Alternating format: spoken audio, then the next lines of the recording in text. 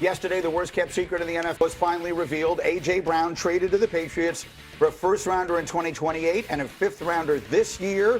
This is video of him today arriving to the facility, set to reunite with his old coach, Mike Vrabel, who had him in Tennessee. A.J. Brown has been one of the most consistent receivers since he came in the league in 2019, top 5 in yards, touchdowns, and yards per catch.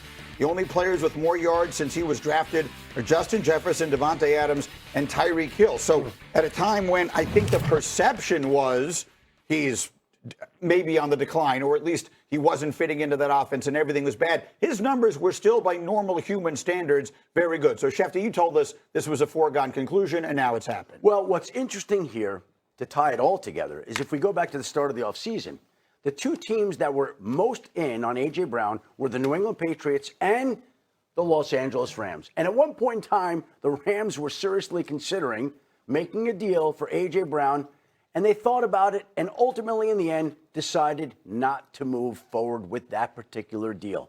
They decided to allocate their resources elsewhere. Trent McDuffie, the pursuit of Myles Garrett that resulted in a trade, and that left A.J. Brown to be traded to the New England Patriots. Mike Vrabel never wanted to trade A.J. Brown away in Tennessee, so he gets back the wide receiver that he wanted and needed.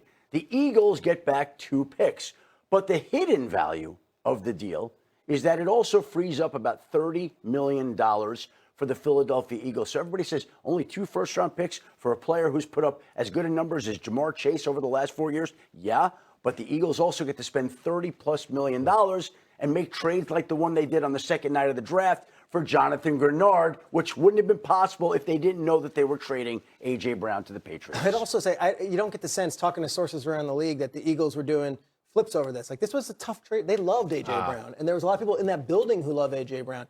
A.J. Brown had the best 4-year run as an Eagles wide receiver from any Eagles wide receiver everywhere, from Quick to Carmichael to T.O. No one in that uniform has had a better 4 years than what he just put together.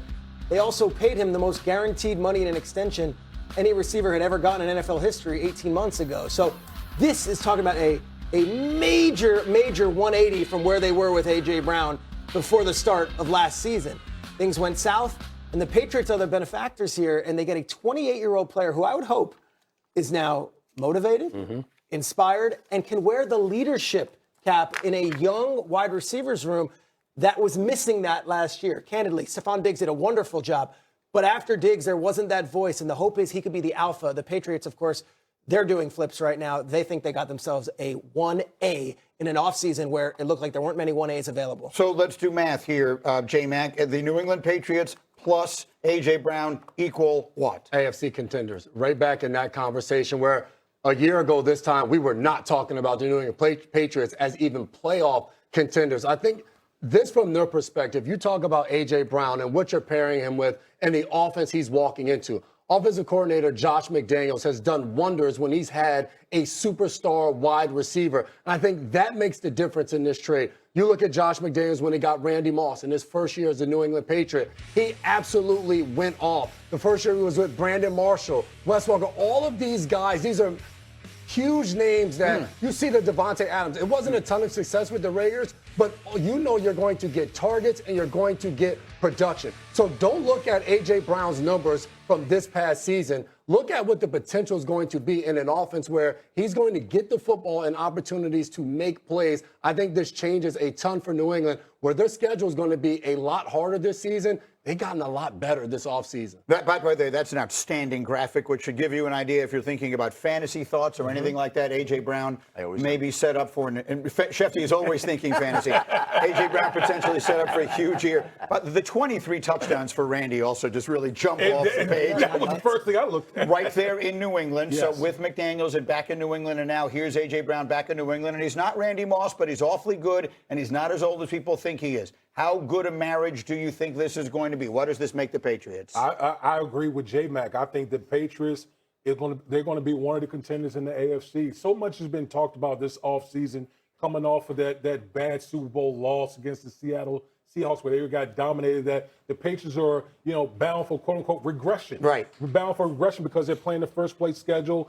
The Patriots were ahead of schedule, and maybe they aren't as good as what they were last year.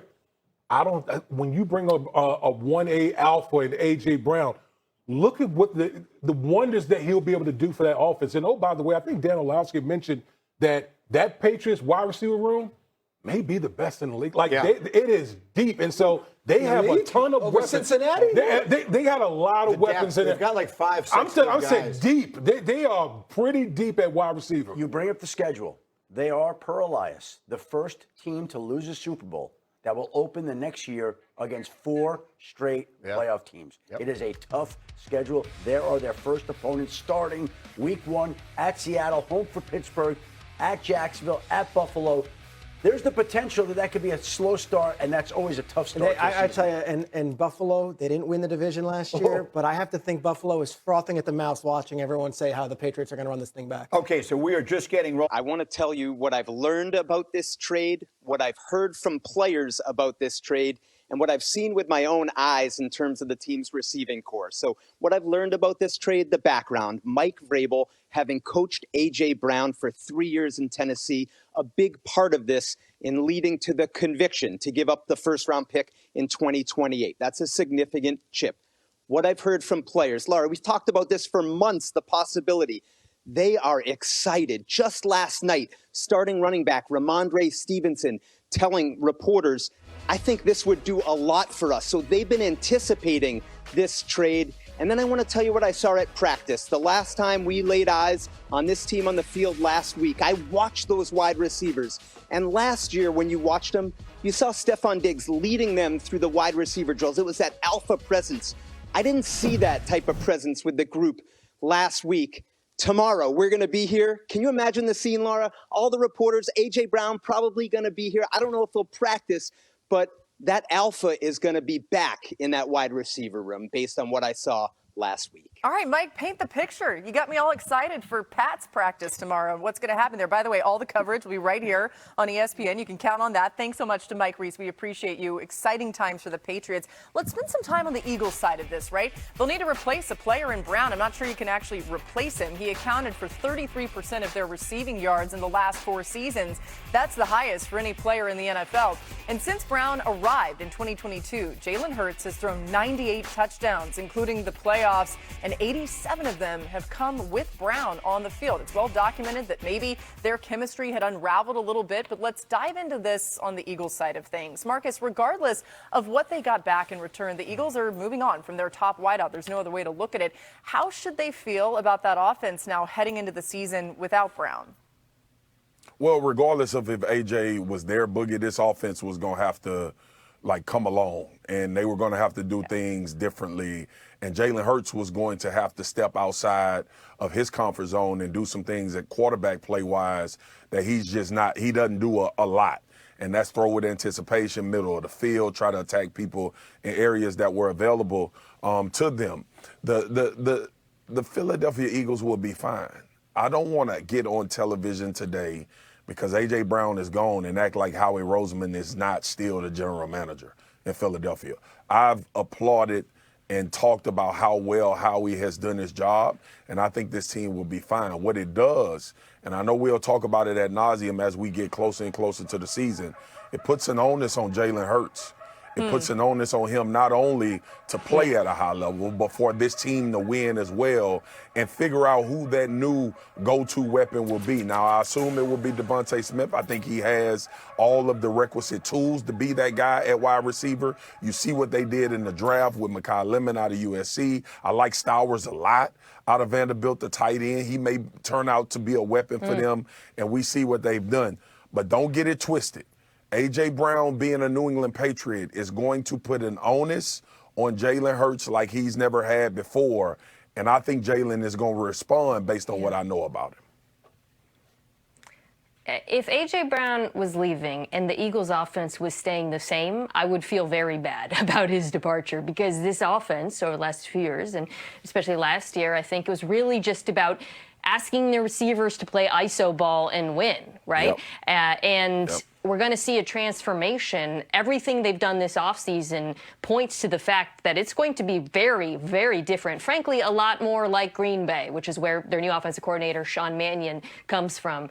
Jalen Hurts under center. Marcus mentioned this, throwing more over the middle of the field. And I think a broader dispersion of targets. I do think Devontae Smith is the number one, and I think he has the capacity to win outside the numbers. I agree with Marcus.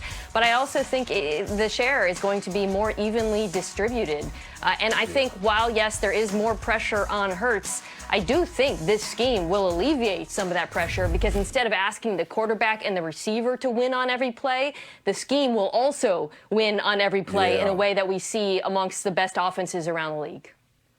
He's just 28 years old. He has 4 seasons left on that Eagles contract. And like they signed a 3-year extension last year. It's amazing to me this went so south so soon. And I remember last year after they won the Super Bowl and A.J. Brown was such an integral part of it, last offseason they did an interview with him and he's like, I am not fulfilled until I am the best wide receiver in football. Like there is still more to be done.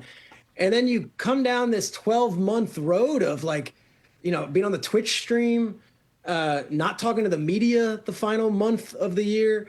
And this is like, you know, we got the reading the book on the sideline came back as like a funny little anecdote because they won the Super Bowl. Last year's stuff wasn't funny. It was a distraction. It sucked for everyone involved. Like he's still 28 years old, was still one of the best players at his position. And the Eagles just traded him for a first-round pick they'll get in 2 years. I'm still amazed it actually happened and they couldn't patch this up. And I do think they'll miss him. But if things were as toxic or as down the road as it seems they were, maybe they know more than we do. And, hey, it was time. Let's rip the Band-Aid off and get something while we can. Yeah, I mean, listen, we all saw the writing on the wall, too, when Mekhi Lemon was drafted. I mean, I just want to follow up specifically on him because I think a lot of people